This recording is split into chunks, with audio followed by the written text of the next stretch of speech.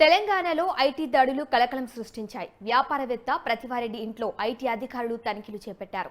LB Nagar bank కాలనీలో పాటు గచ్చిబౌలితో ఆయన బంధువుల ఇంట్లోనూ ఏకకాలంలో దాడులు నిర్వహించారు.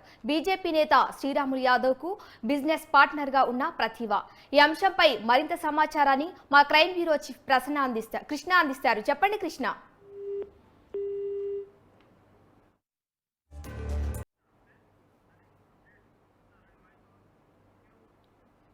తెలంగాణలో ఐటీ దాడులు కలకలం సృష్టించాయి. వ్యాపారవేత్త ప్రతివారెడ్డి ఇంట్లో ఐటీ అధికారులు తనిఖీలు చేపట్టారు.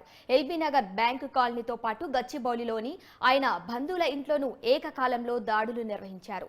బీజేపీ నేత శ్రీరాములు యాదవ్ కి బిజినెస్ పార్ట్నర్ గా ఉన్న ప్రతిభ. ఈ అంశంపై మరింత సమాచారాన్ని మా క్రైమ్ బ్యూరో చీఫ్ కృష్ణ అందిస్తారు. చెప్పండి కృష్ణ.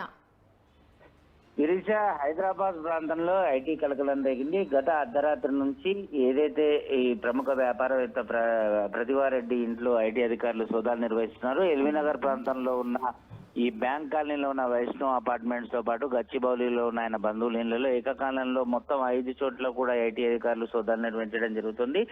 ఈ ప్రతివారెడ్డి ఇటు ఏదైతే ఇటీవల శాసనసభ ఎన్నికలు జరిగాయో ఆ ఎన్నికల్లో మహేశ్వరం నుంచి బీజేపీ పోటీ చేసిన అందెల శ్రీరాములు యాదవ్తో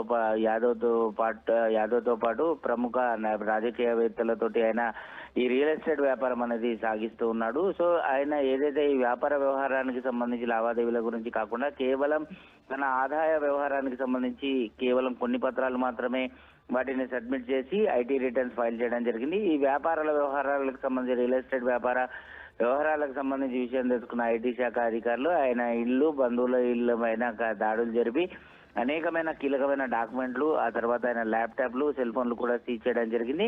ఉదయం నిన్న అర్ధరాత్రి 12 గంటల ప్రాంతం నుంచి ఈ రోజు ఉదయం 11:30 గంటల వరకు ఈ సోదాలు అనేవి కొనసాగే. ఇందులో ఏవైతే ఆయన వ్యాపారానికి సంబంధించిన డాక్యుమెంట్లు, అలాగే ఆయన ల్యాప్టాప్లు, ఆ తర్వాత వారి ఇంట్లో ఉన్న పిల్లల ల్యాప్టాప్లతో పాటు సెల్ ఫోన్ కూడా సీజ్ చేశారు. అవసరమైనప్పుడు ఖచ్చితంగా పిలుస్తాం. ఏదైతే బషీర్బాగ్ లో ఐటీకి ప్రధాన కార్యాలయం ఉందో అక్కడికి విచారణకు హాజరవ్వాల్సి ఉంటుందని చెప్పిన ఐటీ అధికారులు అక్కడి నుంచి వెనుదిరిగి వెళ్ళిపోయారు. శిరీష.